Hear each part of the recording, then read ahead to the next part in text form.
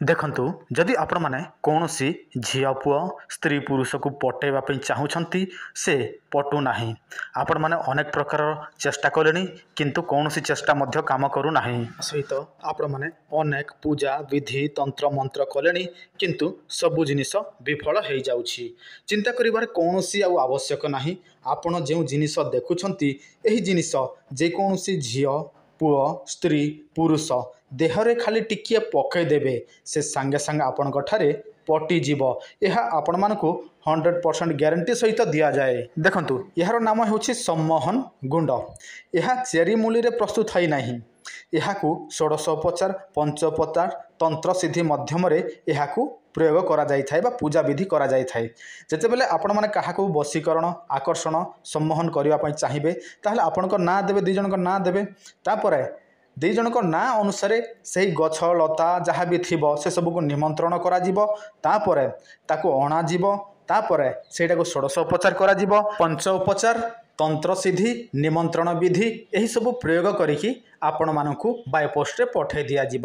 କେବଳ ମାତ୍ର ପକାଇଦେବେ, ଚୁପଚାପ ଯିବେ। ଆଗରେ ପକାନ୍ତୁ, ପଛରେ ପକାନ୍ତୁ, ସାଇଡ଼ରୁ ପକାନ୍ତୁ, ଦେହରେ ପଡ଼ିଲେ ହେଲା।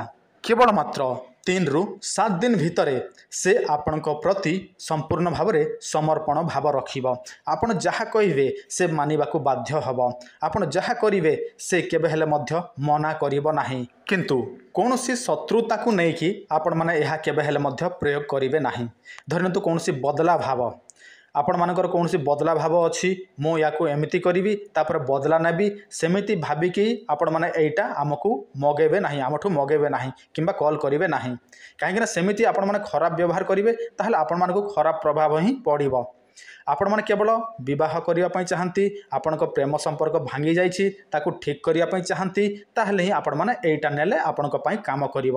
ଆଉ ଆପଣମାନେ ଯଦି ଏମିତି ଚିନ୍ତା କରନ୍ତି ମୁଁ ୟା ସହିତ ପଟିଲେ ମୁଁ ୟାକୁ ଏଇଆ କରିବି ସେଇଆ କରିବି, ମାନେ ବୁଝି ନିଅନ୍ତୁ ସେ କଥା, ଏହିସବୁ କରିବି ବୋଲି ଭାବିକି ଆପଣମାନେ କେବେ ହେଲେ ମଧ୍ୟ କଲ୍ କରିବେ ନାହିଁ।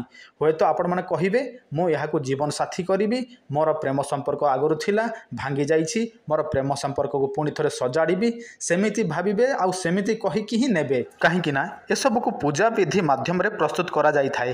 ଯଦି ଆପଣମାନଙ୍କର କୁଚିନ୍ତା ଥିବ ତାହେଲେ ଆପଣଙ୍କ ନାମରେ ପୂଜା କଲେ ମଧ୍ୟ ସଫଳ ହେବ ନାହିଁ। କାହିଁକିନା ଯେଉଁମାନେ କୁପ୍ରଭାବ ପକାନ୍ତି କୁବିଚାର ରଖନ୍ତି ତାଙ୍କର କୌଣସି ବି ଭଗବାନ ସପୋର୍ଟ କରନ୍ତି ନାହିଁ। ଯଦି ଆପଣମାନଙ୍କୁ ଦରକାର ଅଛି ତାହେଲେ ଆପଣମାନେ ଅତି ଶୀଘ୍ର ଏହି ନମ୍ବରରେ କଲ୍ କରନ୍ତୁ, ନଚେତ୍ ହ୍ୱାଟ୍ସଆପ୍ କରନ୍ତୁ। ଦେଖନ୍ତୁ ରାତ୍ରି 9ଟା ହେଲା ମାତ୍ରକେ ଆପଣମାନେ କଲ୍ କରିବେ ନାହିଁ, ତାପରେ ଆପଣମାନେ ହ୍ୱାଟ୍ସଆପ୍ କରିବେ। ଆଉ ଆପଣମାନେ ହ୍ୱାଟ୍ସଆପ୍ କଲେ ଆମେ ଆପଣମାନଙ୍କୁ ନିଶ୍ଚିତ ରିପ୍ଲାଏ କରିବୁ।